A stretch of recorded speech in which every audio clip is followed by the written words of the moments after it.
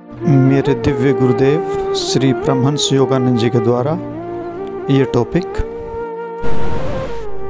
प्रभु पर मन को केंद्रित रखना आपकी समस्याओं को हल करने में सहायक होता है।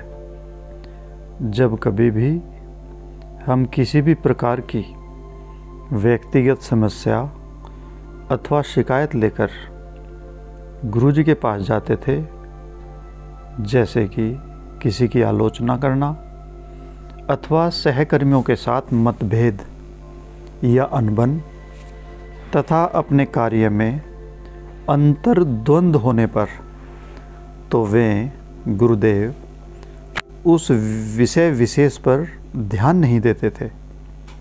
वास्तव में एक बार छोड़कर उनका मेरे साथ बैठकर मेरी समस्याओं के संबंध में वार्ता करना मुझे याद नहीं।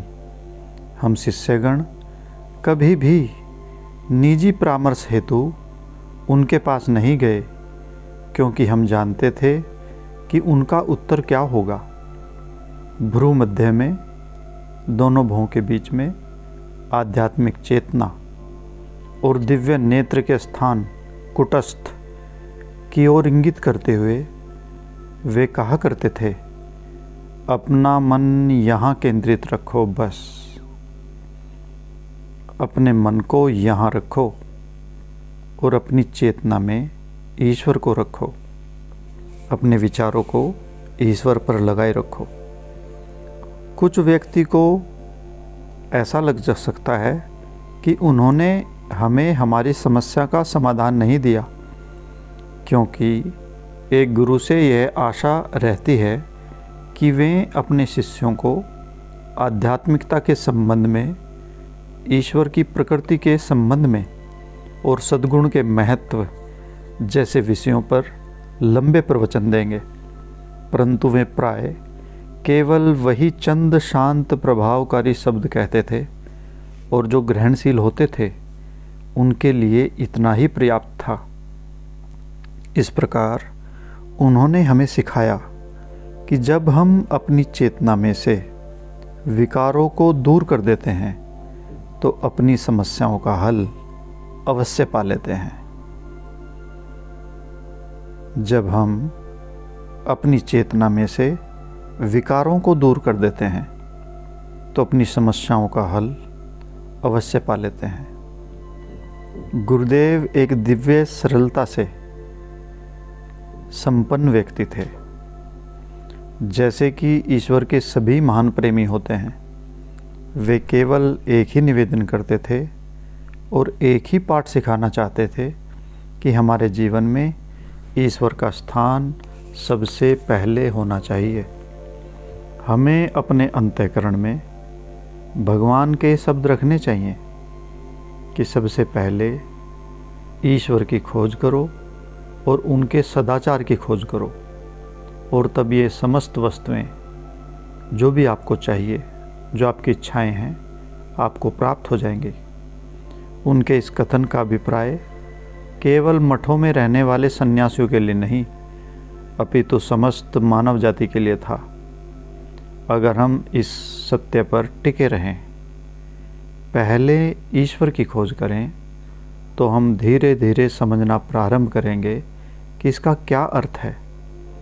जब हमें पेट में दर्द हो रहा हो, जब हमें अपने परिवारजनों के साथ निभा पाने में मुश्किलें आ रही हो, अथवा जब हमें अपने काम काज में कठिनाई आ रही हो, तो समाधान अति सरल है। मन को ईश्वर पर केंद्रित रखें। प्रथम उसमें निमग्न हो जाएं। सबसे पहले तो ईश्वर के ध्यान में निमग्न हो जाएं और फिर चेतना के उस स्तर से, समझदारी के उस स्तर से अपनी समस्याओं का समाधान करने का प्रयत्न करें। आप चकित होंगे कि कितनी शीघ्रता एवं प्रभावकारी ढंग से यह युक्ति कार्य करती है। मुझे इसका अनुभव है, क्योंकि मैंने इसी प्रकार जीवन जिया है और इन समस्त वर्षों में मैंने अपने दायित्वों का निर्वाह भी किया है। प्रत्येक व्यक्ति थोड़ा बहुत सनकी होता है। समस्या यह है कि हम सब, जैसा कि गुरुदेव कहा करते थे, थोड़े बहुत सनकी हैं और हम इस बात को जानते नहीं हैं, क्योंकि एक जैसे सनक वाले लोग एक दूसरे की संगति ढूंढ लेते हैं। कोई भी मानव वास्तव में तब तक संतुलित नहीं है जब तक कि वह ईश्वर को नहीं जान लेता। इस संसार में पूर्ण रूपेण व्यवस्थित व्यक्ति केवल वे ही हैं जिन्होंने आत्म अनुभूति प्राप्त कर ली है, और यही स्थिति हम सब पाने का प्रयास कर रहे हैं। अनेक लोगों में थोड़ा बहुत मानसिक असंतुलन रहता ही है, परंतु उससे भी कहीं अधिक लोगों में भावनात्मक असंतुलन रहता है। भावनात्मक रूप से अपाहिज या अपरिपक्व, अनमेच्योरिटी। आप इसे स्वीकार नहीं कर सकते।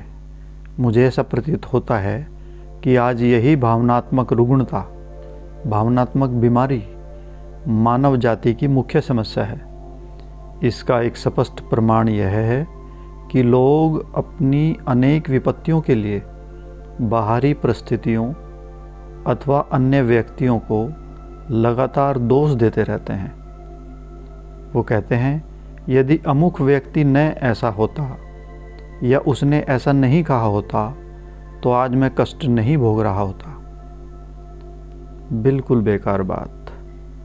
गुरुदेव इस बात पर अत्यधिक बल देते थे कि हम यह सीखें कि इस प्रकार का तर्क कितना गलत होता है। आप जैसे हैं उसके लिए दूसरों को दोष न दें। आपकी स्थिति ठीक वैसी ही है जैसी आपने स्वयं बनाई है। यह कथन पूर्ण रूप से सत्य है। आप अपने भाग्य के स्वयं विधाता हैं। आप स्वयं अपनी नियति के शिल्पकार हैं। कठिनाई यह है कि अज्ञानता के कारण हम यह नहीं जानते कि अपनी मानवीय दुर्बलताओं पर नियंत्रण कैसे पाएं,